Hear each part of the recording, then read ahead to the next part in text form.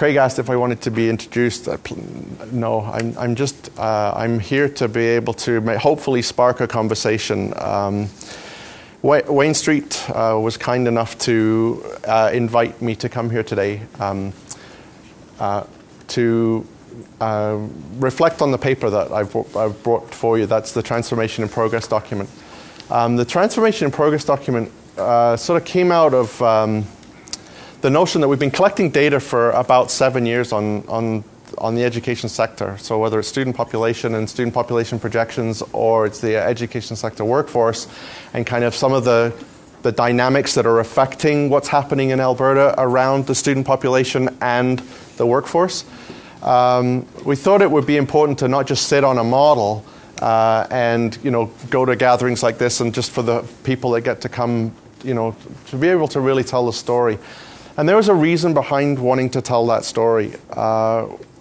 My experience of working in school jurisdiction, and it was limited. I was Medicine Hat Public, but when I was working in central office in Medicine Hat, was when we looked at the hiring practices, we kind of had a bit of a sense of kind of what was happening. But a lot of the decisions were being made, in April, May, June of that year for hiring in September, and sometimes even in October, we were still making hiring decisions. We didn't really have a good sense of what was happening for student population. We relied on principals to be able to say, how many kids do you think you're going to be returning next year, and what does it look like in your community based on kind of what you know, and the families that are coming to talk to the school to see if they can register their kids. And I don't know if that experience resonates with any of you that have sort of been doing those decisions, making those decisions, but that certainly was our experience, I think. And as I've talked to superintendents across the province, they sort of admit that yes, that's we get information from a variety of sources. Certainly the Behringer system is out there now. They're sort of doing population projections, but that was a fairly recent phenomenon. Is sort of looking about where's our student population going to be, not just in September, but in 3 years from now, in 5 years from now, in possibly in 10 years from now. And what would that mean? So Transformation in Progress was sort of put out as a document to spark conversation and to get people thinking about workforce planning, and hopefully in a different kind of a way, to think about scenarios, possibilities of the future, and if those scenarios were to manifest, how might we respond? For those of you that have been working with our branch a bit more closely, you'll know that we put out the student population teacher workforce model, and we make that available to every superintendent across the province. It's just there. And we've been able to make that available for free. And I think you can buy a $120,000 version, but that one's out there. And so far the accuracy rate has been remarkable. Provincially, less than 1% error rate. At the jurisdiction level, particularly the smaller jurisdictions, it's plus or minus, but we hit it pretty well bang on for the most part. And that's encouraging. When you look at population forecasting, 75%, if you've got a 25% error rate, you're doing pretty good. What you're trying to do is paint a possible picture of where you might be going in the future, and then trying to build some kind of strategic plan around what that could look like. So if we think in 3 years we're going to have an additional X number of kids, what might that mean for us in terms of space, facilities? What might that mean for us in terms of a workforce? What might that mean for us in terms of programming? Do we have mat leaves that are coming up? Those kind of, getting those questions kind of going. So we've been trying to do that provincially and through the model at the local level. We've got a new model that we've developed that hasn't been released, but I'm going to try and show it to you today because we can do that and play, and it's experimental. But what it allows us to do is disaggregate in real time based on individual jurisdictions' grade groupings, and we can look at population projections by grade grouping. So we could look, say, 5 to 8 if we wanted to, or 1 to 3, or 1 to 7, or 1 to 5, and we can look 1, 2, 3, 5, 8, 10, 12 years ahead. And so we'll play with that, and you can have a look. Chris was kind enough to say, sure, put my jurisdiction up there, and I mean anybody else that wants to have a go, we'll just shout out a jurisdiction's name and we'll throw it up on the, not throw up, but throw it up on the wall.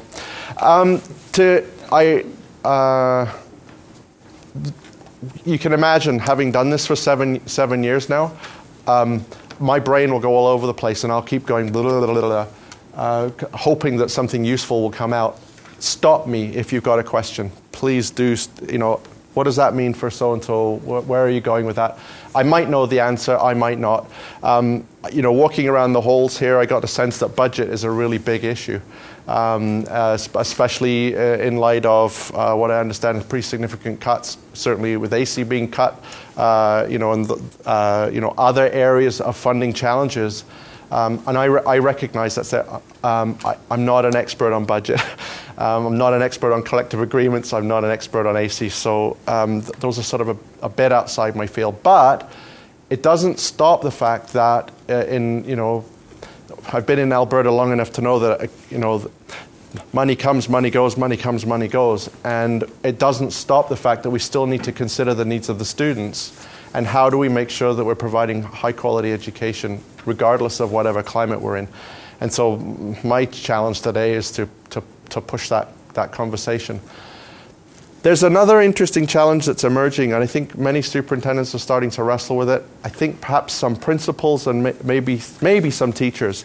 And it's that idea around inspiring education. Inspiring education it is coming out. There is no doubt about inspiring education being a movement forward. There was extensive, for those, I'm sure, does anybody not know what inspiring education is? If you've not seen, what is it? This one here. If you haven't had a chance to go through it, I really would encourage you to do so. And do so. This paints a picture of the student of 2030. And you think, well, that's so far away. The graduate of 2030, it's a noble idea and that's great, but I'm not going to be in the system in 2030, so really it doesn't matter. But if you think about 14 years in the system in terms of going into kindergarten and maybe through 13, 14 years of being in the system, that means that the teacher of 2016 has to be prepared to do inspiring education. They have to have wrapped their head around what inspiring education will mean for them as they are engaging in their practice. I'm not a curriculum designer, and I'm not in curriculum. That's the what. And again, that's not a question that I can really wrestle with. But I do know the who part, and I know that there's going to be implications of inspiring education on a broad group of people. One of them will be the high school student of today who's contemplating becoming a teacher. So I'm in grade 10, grade 11, grade 12, and I see somebody in front of me, which may or may not inspire me. I may be inspired. There may be somebody who's like, absolutely, I love this, it's amazing. It may not be, and I may want to become that because for whatever reason it seems like a good job. How do we communicate that vision of a teacher of 2016 to the students of that are in the system right now, so that they can be attracted and drawn to that vision of a teacher of 2016, and that's what they want to become? So how do we attract? How do we adjust, if necessary, our practicum programs and our teacher preparation programs to embrace that vision of what a graduate of 2030 will look like, and then what does that mean today for us? Because if we think about somebody coming into the system today, in 5 years from now, if they're going through the University of Lethbridge and they've got a combined degree, they will be hitting the ground at a time where 42,000 teachers will be wrestling with, what does this mean for us? And they'll be coming out going, do I have one foot in the past and one foot in the future, and what does that mean for us? So how do we get clarity for teachers who are coming into the program now, but not only coming into the program now, like September, but what about those ones that have been in the program for 3.5, 4 years, 5 that haven't really maybe thought about inspiring education? How might they begin to unpack what that will mean? As you transition to as a beginning teacher, what will that mean? And for the 42,000 teachers that are currently teaching in the system, there's about 36,000 FTEs, so about 42,000 head of teachers in the province. What will that mean as they start to shift their practice, if anything? Maybe they're all doing it.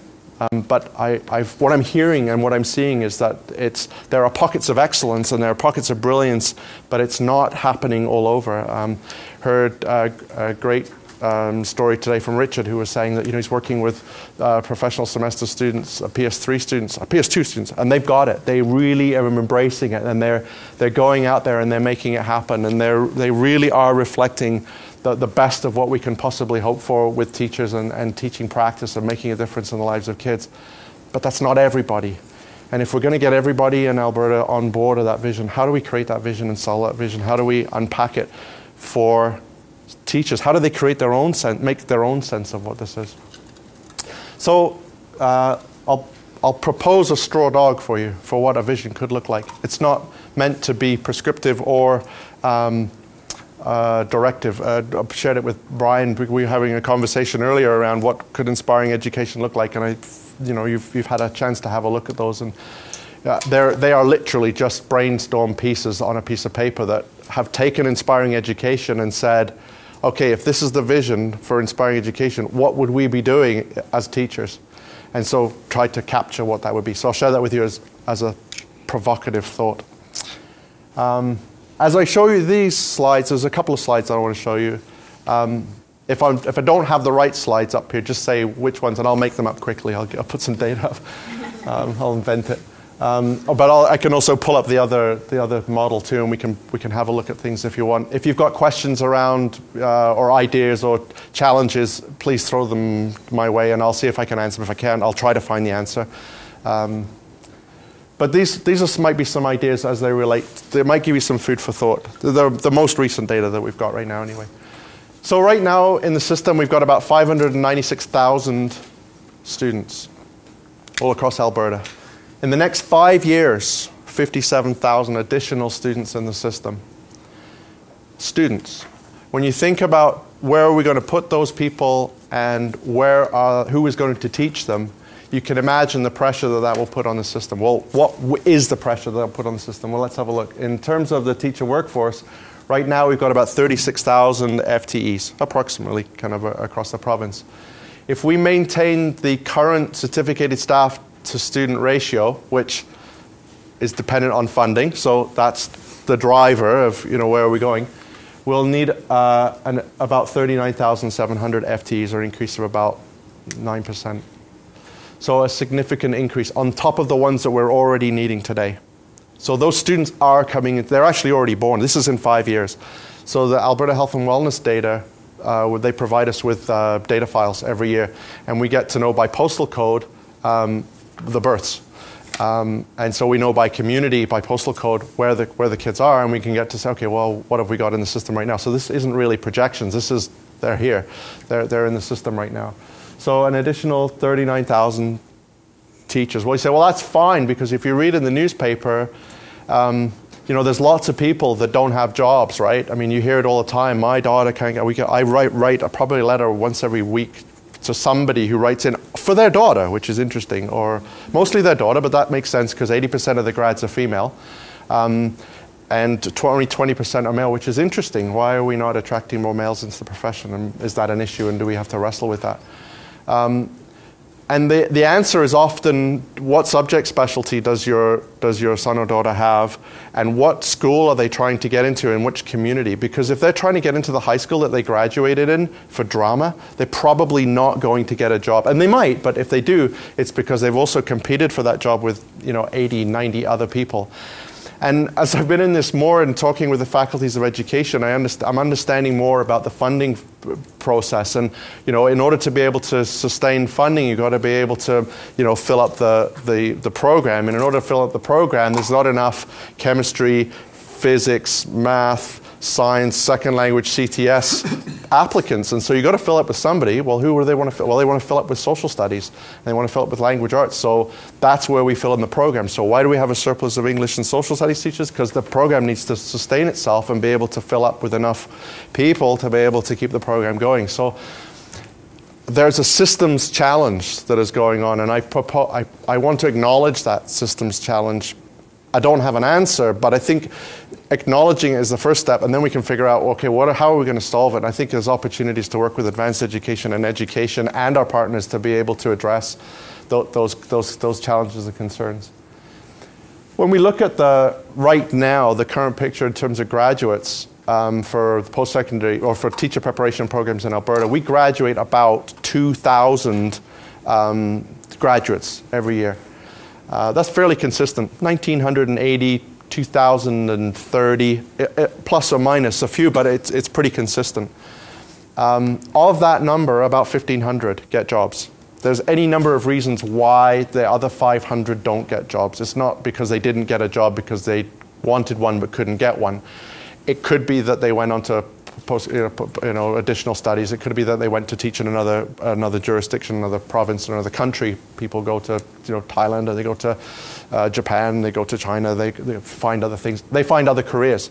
They loved being a teacher, but it wasn't what they wanted to do, and so they found something else. So they got another job offer. That talked to a grad who did an interesting experience. They went to Britain on an exchange after they graduated. And they sort of did a subbing in Britain exchange. They came back and got a job, not as a teacher, but as a recruiter for that company to do the exchange thing. So, we've got great teachers in the system that are working, but they're not necessarily working as teachers. And it may be that they weren't suitable for teaching. It may be that they graduated, and while they might have met the minimum requirements for the application, for the jobs that they're applying for, they may not have been suitable. So they might not have the right subject area specialization. They might not have the right fit for the school or the school jurisdiction. And so there's a number of reasons. However, what's interesting is, although we hire 1,500 Alberta grads, we also hire between 300 and 600 out-of-province, out-of-country teachers every year to meet the shortfall.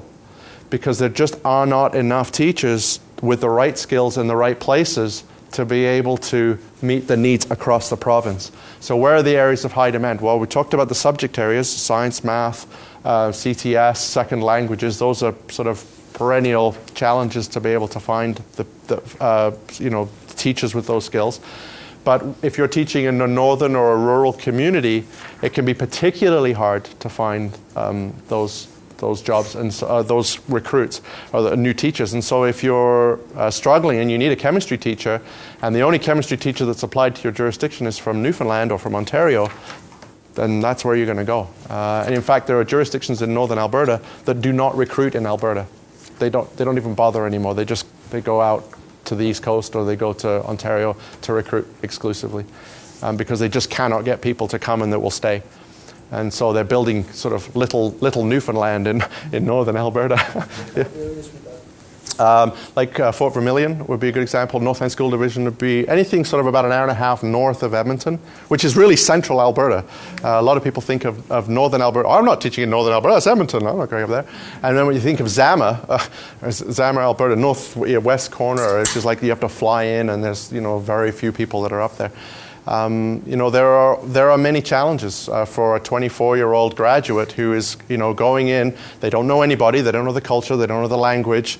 They can't get out because in order to get out, you have to fly out, and that's sort of on a, and they don't. Then they're other. They are the other in that community, and there's very little connection. So, one of the challenges, particularly in northern Alberta, is making sure that those induction programs are really effective, and they've got components of mentorship, they've got components of professional learning, but more importantly, they've got components of community attachment.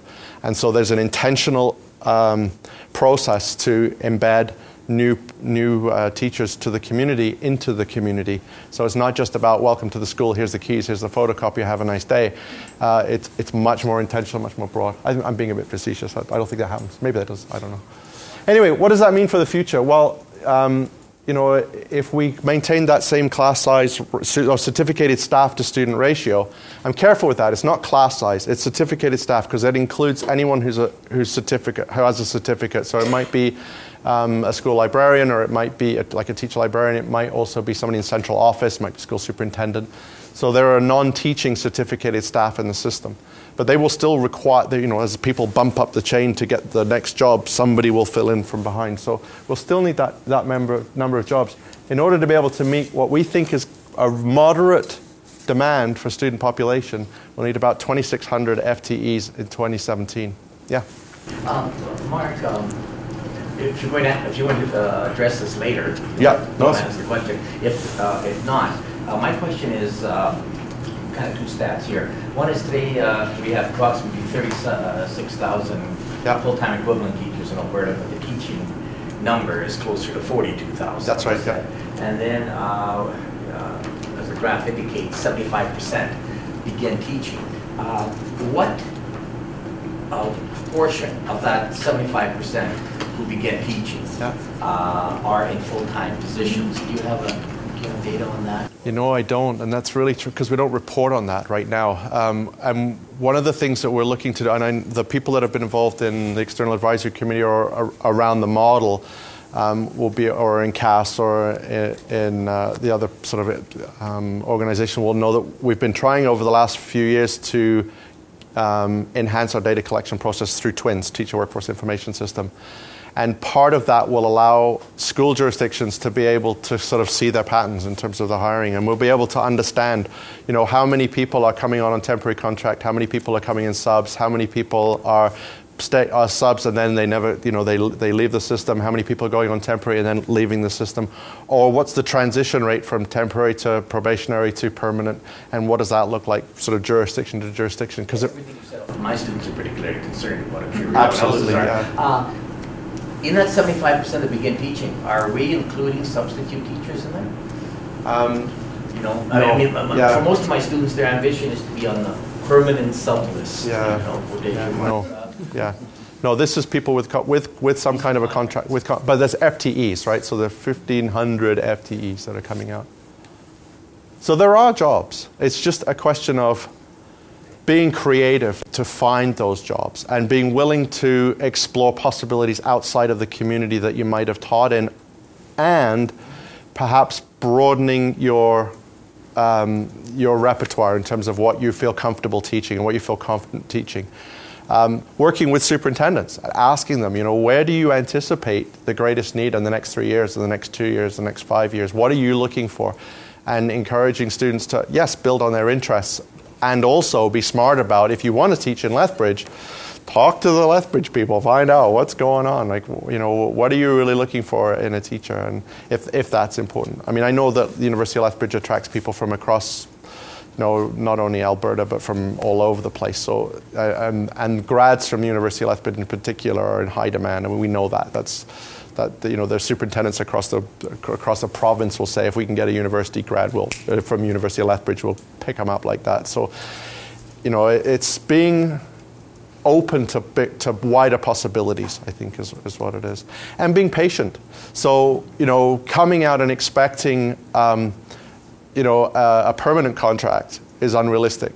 A probationary contract might also be unrealistic, and except, you know, maybe in a northern rural community you might find that, and you might get, you know, you might get lucky and you might find that somebody will offer you that. But to get the experience on the sub list, to stay involved, and if you can't get a job right away in the community that you want to work in, stay involved in education. So whether it's volunteering or whether it's working in sort of some kind of education focus, so whether that's running youth type programming.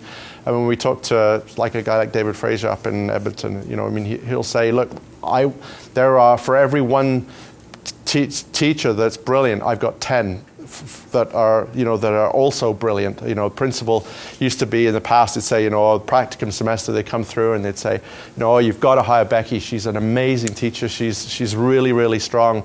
And that would be enough of endorsement to sort of offer a contract. Now there's 10 of them for every what might have been one in the past. So we've got incredibly gifted students graduating from programs, and they may not be able to get jobs in the communities that they want, but if they're creative, they can find it. So it's there. In terms of growth, so I want to paint a bit of a Lethbridge picture, Zone 5, Zone 6, and sort of Lethbridge Public and Holy Spirit I've certainly got on the slide, but I can pull up anybody else that, you know, is interested, and we can kind of have a look at those numbers as well.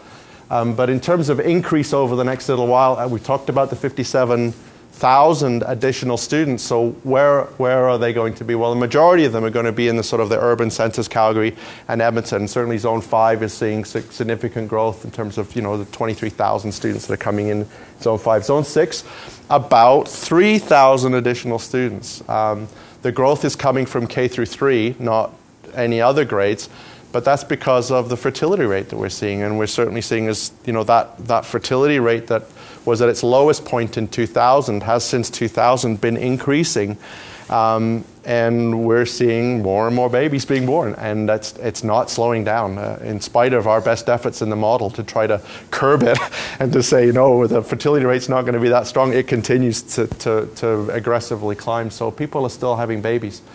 And that's maybe not surprising. I mean, when you look at the young people that are in the system right now, go back another 20 years, 1989, there was the peak of the last fertility rate. That was the last time the fertility rate was ever as high as it is right now. And so those kids that have been born into the system have now grown up. So now there's a huge pool of those people aged 20, 21, 22, 23, and they're having babies. They will do that because it's fun, right? They just don't know what happens later on. But there's growth. There's certainly growth in the Lethbridge public area. There's certainly growth in Holy Spirit. But it's not going to be at the same grade level. So it's one thing to say there's growth in Lethbridge public, but what does that mean? The high school population is very, very stable. And that's because the fertility rate dropped off. So there's just not the same number of babies coming in. So it's kind of where it was. And it's made up, the difference, but you'd expect it to kind of go down more maybe, but it's made up through in-migration. So as people come in, they bring their 10, 12, 8, 9, 10-year-old kids with them, and then they stay because they've got jobs and they're working. And so the number stays fairly stable. But what are the implications as you think about that for the people as they're going through your program? I mean, when I came through University of Lethbridge, I wanted to be a high school teacher. That was what I wanted to be. I was going to teach high school. I mean, I had three subject area specialties that I could focus in, so I had breadth, the sort of wide breadth that I could rely on. But I was going to be a high school teacher. Well, what would be the implications if I had to go, well, yeah, there's jobs if you're interested in teaching K through 6 even. And how might that change my paradigm of thinking? And nobody ever said that to me. Nobody ever said you might not be a high school teacher. You may need to think about the broader possibilities. I did a grade 5 practicum semester, and I loved it. But that wasn't where I was going to be. I was going to be a high school teacher. So, I think one of the benefits that you can have is, the program here does offer that. Yeah. We've looked at these numbers and we've seen them. I think one of the challenges that we face, and I'm assuming all jurisdictions, is that as you staff for that bubble of 2 to 3 students, one of the difficulties will be that bubble eventually will move through. Become, high school, and so you hire a number of elementary teachers. Yeah. And we're always thinking about the fact that there will come a time when those elementary teachers may have to be asked to teach another grade or high school. That's right. Because that bubble is eventually going to work. It was going to work its way through, and we're certainly seeing that. But what we're also seeing is the population as a whole expanding. So it's not remaining stable at 3.2 million or whatever it is, and it's just there's a freaky bubble of kids going through. The population as a whole is going to. There's a presentation that I'm doing in the next little while. Population 5 million. Are we ready? And they really do anticipate that our population will be 5 million. I don't know how we're going to sustain the infrastructure or where that's going to come from, but that's another story. But you're absolutely right. How do we adjust? And even how do we adjust now when we've got 10 through 12 teachers that we may have to kind of ask, would you be willing to go down, to not go down, but to teach, grade 7 to 9, and then as those students work through, shift them back up again. And so that's a very different paradigm of being a teacher. A grade 9 teacher for 30 years, that story may shift. So how do we prepare teachers for that possibility, and to be able to articulate in an interview to say, look, I recognize where we're going. I recognize that I need to be nimble and be flexible, so I can work, for multiple grades. Yeah. Why are we anticipating 5 through increase in the immigration. Our immigration into the province consistently outstrips our expectations every single year, 100,000 a year, plus when we add on to top of that the fertility rates that we've got and the number of kids being born. They're talking about if the pipelines do go through and the population explosions that will happen as a result of that, and the first the shadow population and then the population that comes behind that will be in to sustain that. That's a number that people have put out there to say, if we got there, would it matter? Sorry. Have you given a time frame for that growth? Yeah, you know, that's a good question. Yes, they probably have. I'm not sure, but that's the number that they're playing with. That the sort of demographers in Alberta have been playing with. It's a good question. I haven't asked that, so I can find it out. But yes, 5 million Alberta. I mean, but even by just using the growth that is currently in place, right? You know, you would say that that'd probably be 10 years or less. 10 years or less, yeah. It's very aggressive. If you look at page 8, I think it is, there's StatsCan data for population explosions.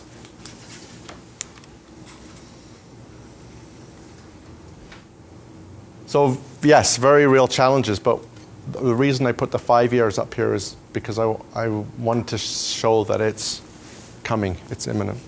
So there's a Lethbridge slide, K through 3, 609 students anticipated.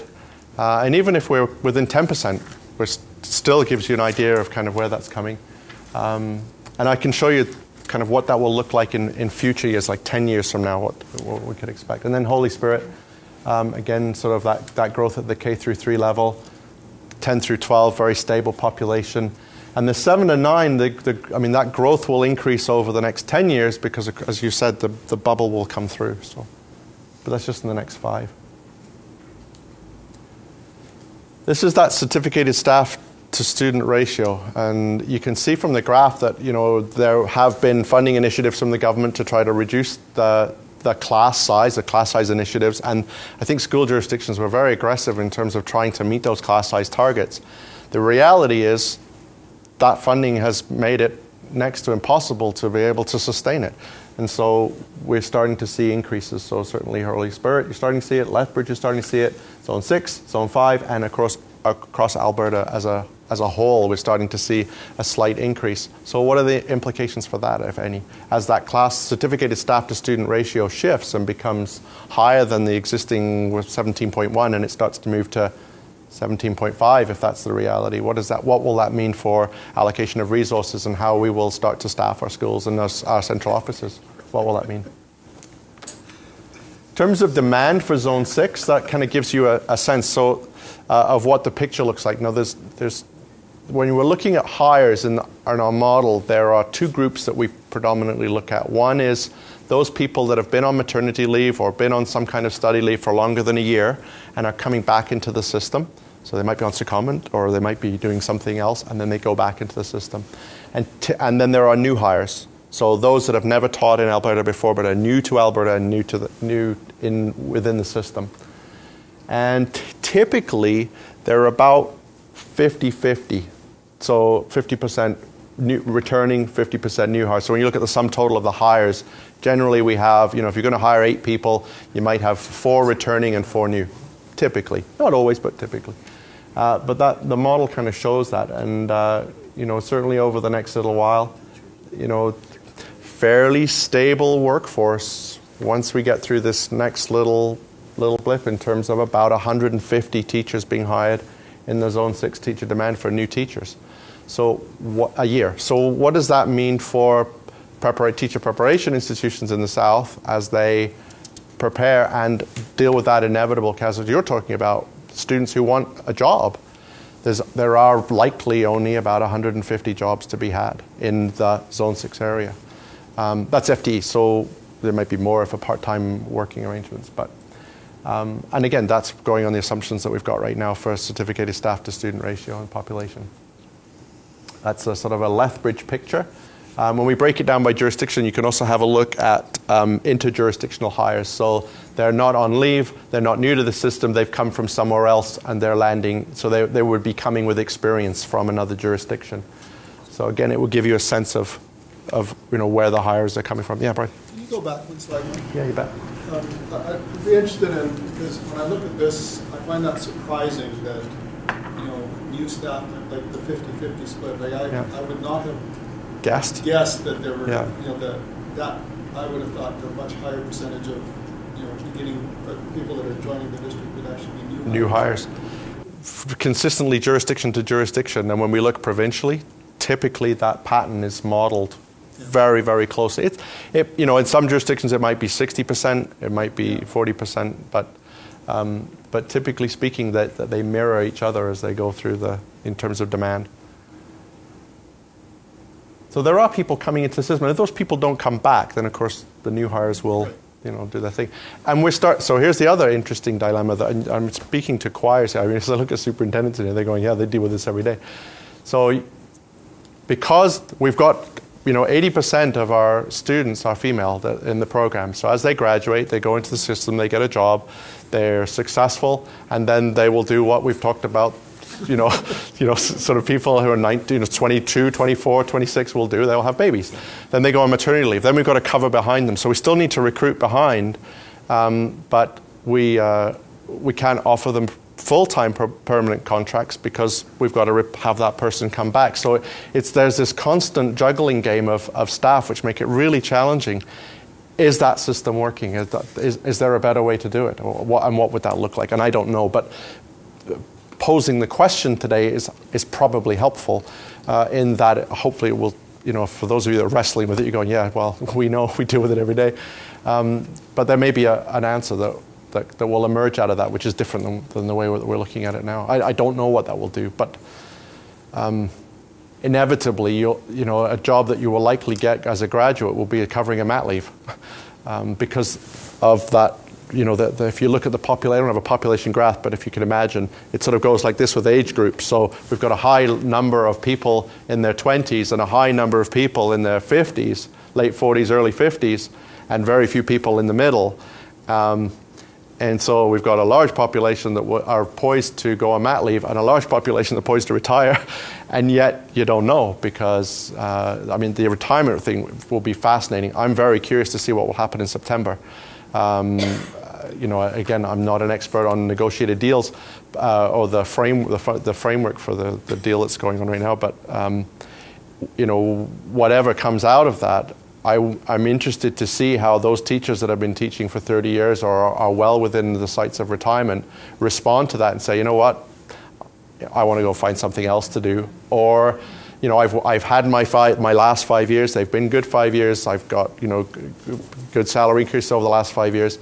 My RRSPs have come back in value from where they were before, after the crash in 2007-8. Those RSPs were decimated. That was going to be the bridging funding for before I got to pull my pension. So now they're back to where they should be. I can afford to retire now, and I don't want to sit for whatever the negotiated settlement is. And really, there's too many changes, and I don't know. Maybe that's going to happen, or maybe there are people going, "I'm so pumped because it's exciting and there's a new world coming in." That's invigorating me. Yeah, Chris. You've got 3 divisions here that are in the top 10 in both education, yes, right, and experience. Yeah. I've said this when Barry and I were in Team Lethbridge went to Edmonton. We said if our average teacher cost was decreased by 10,000, yeah, I could hire about 43 new teachers tomorrow. Scope creep, yeah. Salary creep, right? Yeah. I've shared that we get published data in terms of the number of students, number of teachers, and there's a jurisdiction that is near Edmonton that is, I think the difference in total number of students is 2. But if you look at the years of experience and years of education, and you take one of the grids, I calculate approximately between $6,500 and $7,000 difference in average teacher cost. Wow. And if you look at their numbers, with identical numbers of students, and notwithstanding there might be other reasons, but they do have 43 more teachers in their jurisdiction than we do. And it all comes down, because that's the cost of their salaries. Of course, yeah. Yeah. So maybe we won't find the answer today, but certainly we need to address that. And it's been on the radar for years that salary creep as the salaries to have teachers become more expensive. Look at, I think, West Winds. When I look at their population, it's a much wiser population in years than perhaps some of the other ones, right? So. So they're going to be very expensive, and in the next little while, assuming that they retire, then there will be that possibility of new people coming in. And yes, not 2 for 1, but maybe. Yeah. Your comment about September of this year and retirement side, my personal opinion is I'm not sure that September 2013 is going to be big, but I think September of maybe 2015, because even if there is no salary increase for this year and next year, these years are still considerably better than 5 years ago. But once you get to a point where the salary has now been equal for 2 or 3 or 4 years, then all of a sudden the fact is that extra year is not any different at all than 5 years ago. And so now there will still be a significant increase in pension for a person who works next year to eliminate 5 years ago. But in 2 years' time, that difference is going to be almost minimal. Yeah.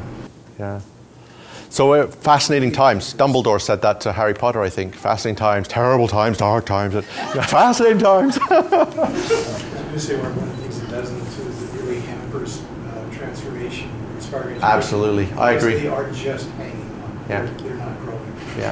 Yeah. And in the absence of the desire to paint a picture of what's possible and to be inspired, and there isn't a vision right now of a teacher. I mean, not one that's been articulated by the profession, not one that's been articulated. TQS is kind of the vision of what's possible, but the TQS has been around for a while, and I don't know about you, but when you read the TQS, I mean, it doesn't get me out of bed and go, woo, woo, yeah, I want to be a teacher, I'm going to try. I really do want to read something to you that I hope will inspire you and kind of go, oh, well, if that's where we're going, that might be cool. But I did want to share with you some of these pieces. Here's some examples. Holy Spirit's got you can see there on their graph, that wise in years sort of portion of their workforce. And when you look at Alberta All, which is that dark black line, you can kind of see, that there's that large population kind of in this end of those younger teachers. About 72% of the total population is female, but of that population that's at the bubble, about 80% is female. So it does create those interesting challenges. And that's just an observation of and a product of the people who are attracted into programs in the first place. And you look at your own faculties. How many guys do you have in the program? I mean, just mentally think. So it's going to create some challenges. Lethbridge is kind of, modeling the provincial piece. But they again also have a fairly large portion of their population toward that higher end, which again is contributing to the additional cost. Now here's a slide that people have been sort of really interested in, and particularly anybody that's looking at policy or looking at programs to support teachers. It's that notion of retention. Now this is retention in the jurisdiction.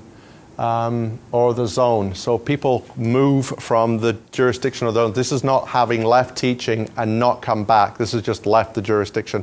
And it's an average of the 5-year cohort.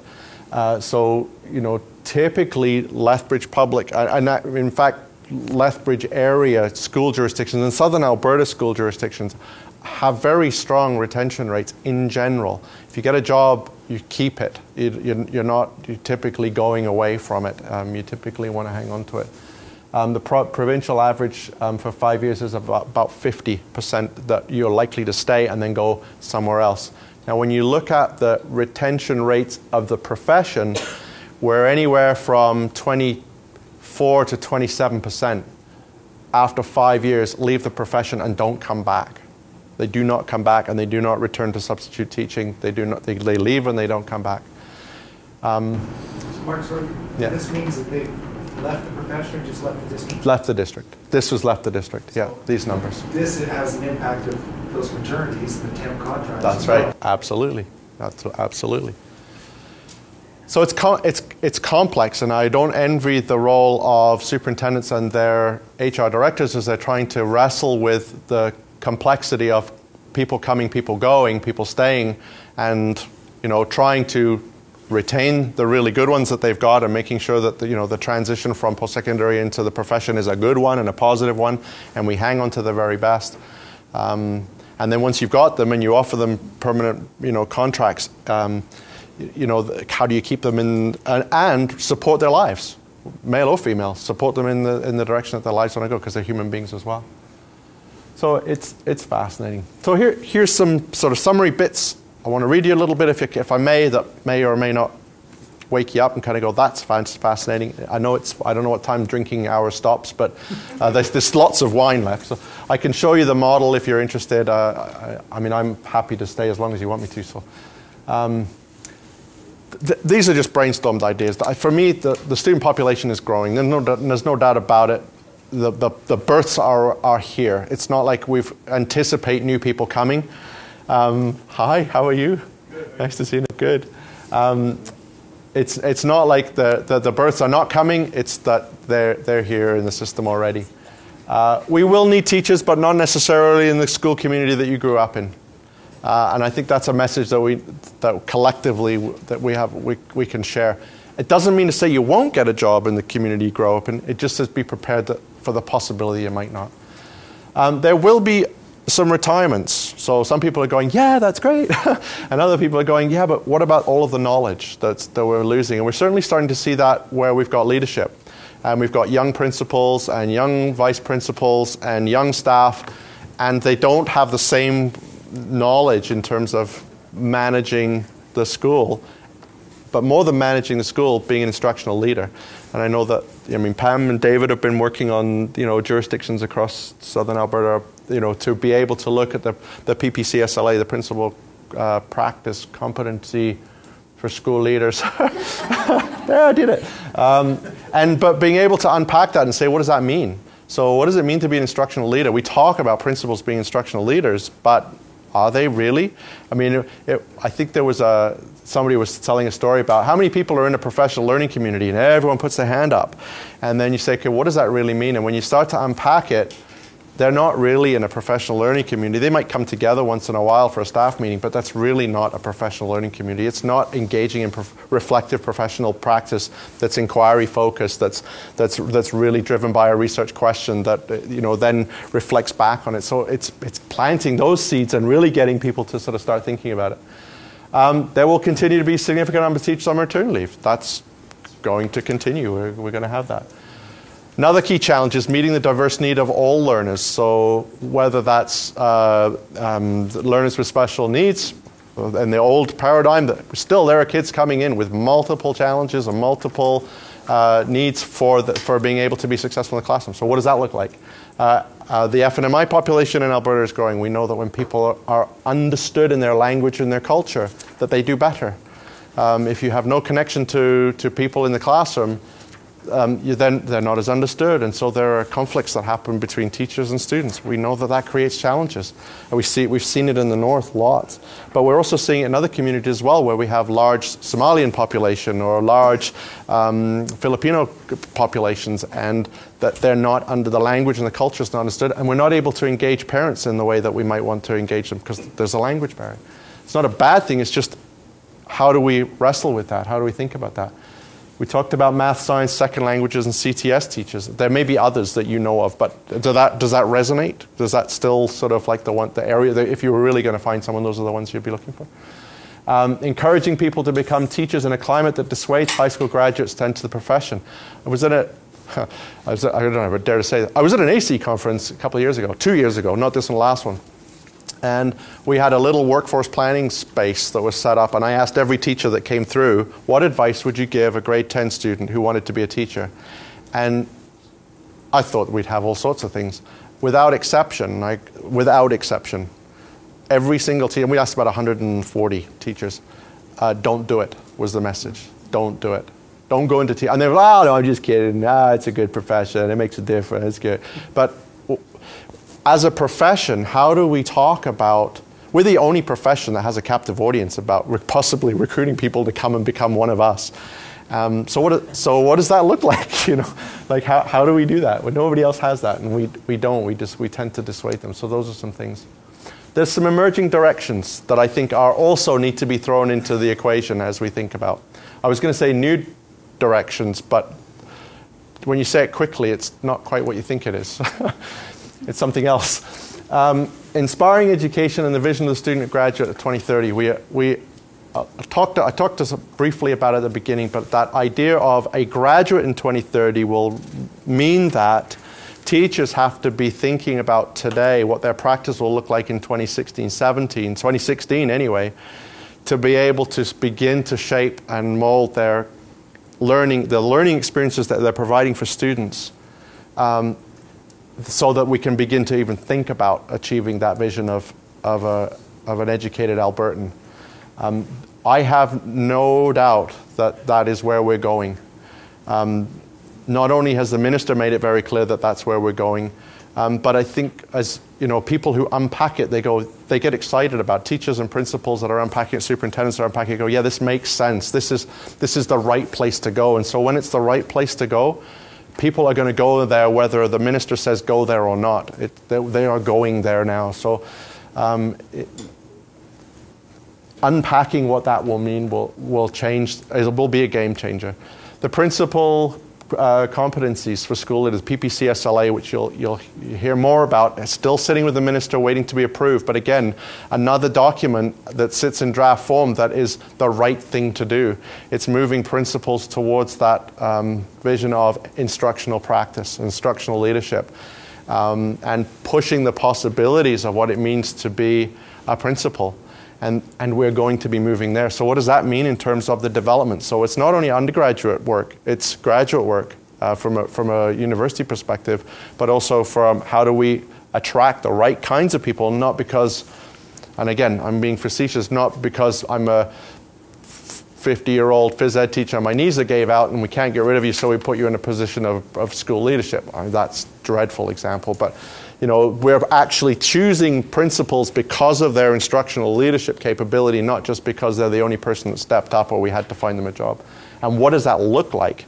And what would those skills and those competencies be? Not just now you're the leader of the school, but really unpacking it, having their own community of practice that they're involved in, those questions around what does it mean to be a school leader, and really pushing the possibilities to be in the classroom with teachers in a meaningful way, not just dropping in and saying, hey, how's it going? I'm your buddy, which doesn't work.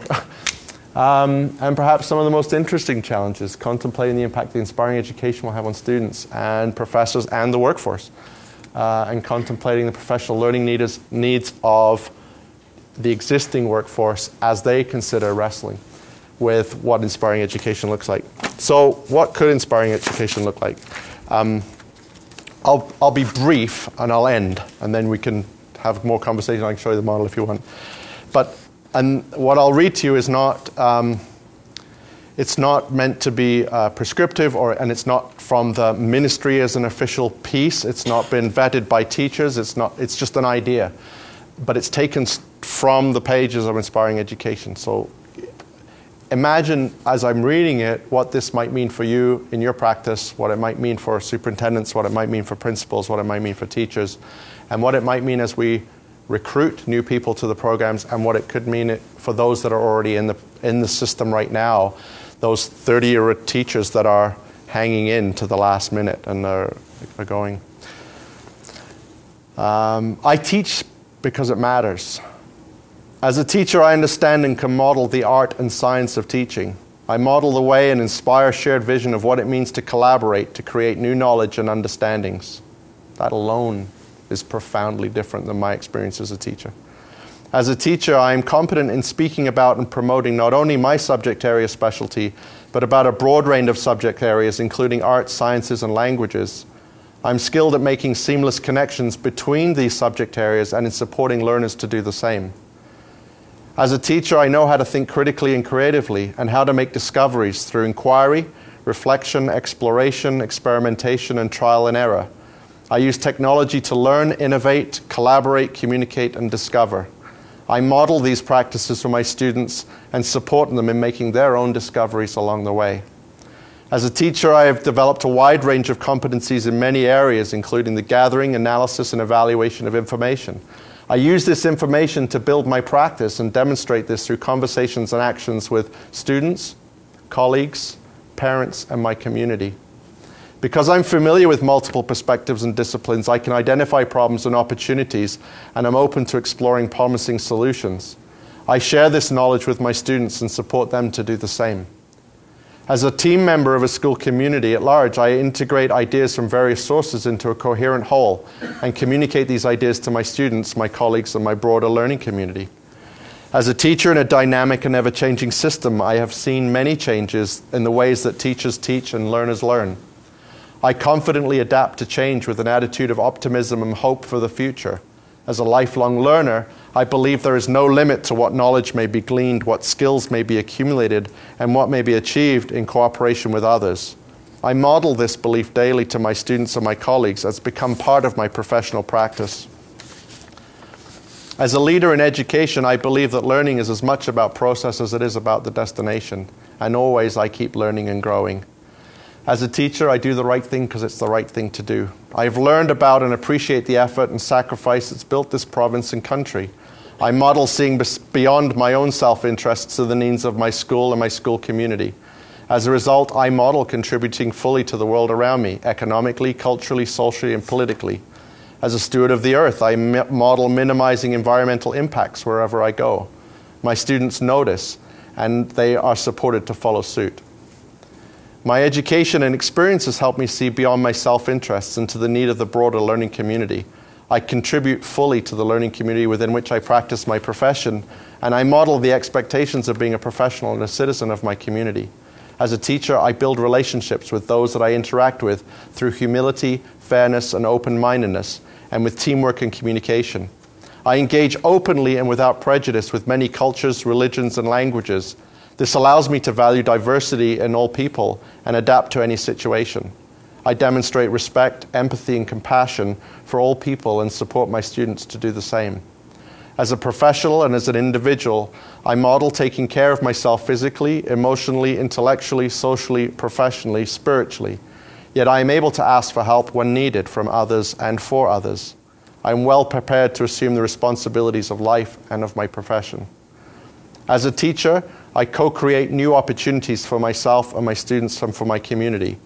I am motivated, resourceful, and self-reliant.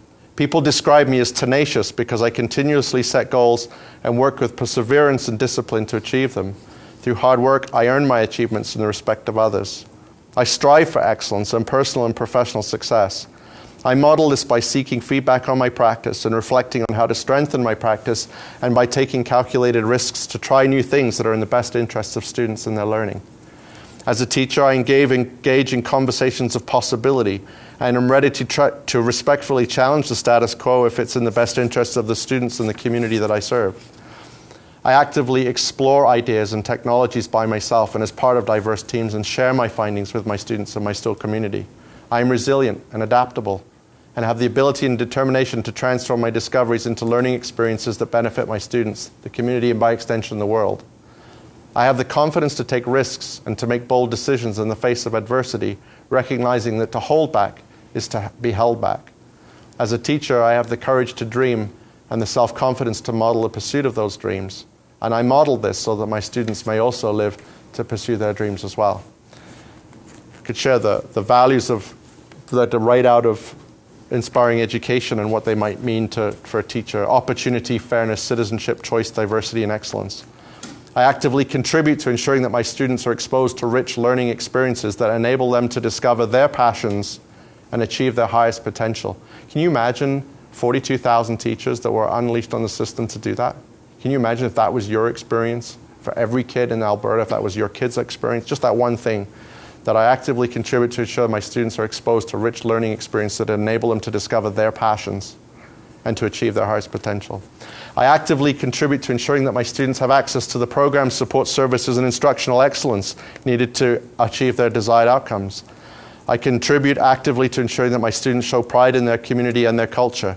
They have a sense of belonging and they know it. And they work to improve both the community and the world, and I'm there to support them along the way. I actively contribute to ensuring that my students have a choice of both programs and methods of learning that take into consideration their unique learning needs. I empower my students to choose how they will demonstrate their knowledge and skills, and they have their skills to assess that learning using multiple approaches. I'm skilled at using information gleaned from the assessment and the multiple assessments of my student learning to inform my practice. I actively contribute to ensuring that my students' differing needs, cultures, and abilities are respected and valued within inclusive learning environments. I encourage my students to appreciate the diversity of our global community. And I actively contribute to ensuring that my students, my school, and my student community have consistently achieved, never settling, constantly striving. And I do this because it matters to the kids and the communities that I serve. So if you just take the 3 E's in inspiring education and the vision for the graduate of 2030, and you transpose that vision of the graduate, and you say, what would a teacher be doing? I mean, there's nothing invented here.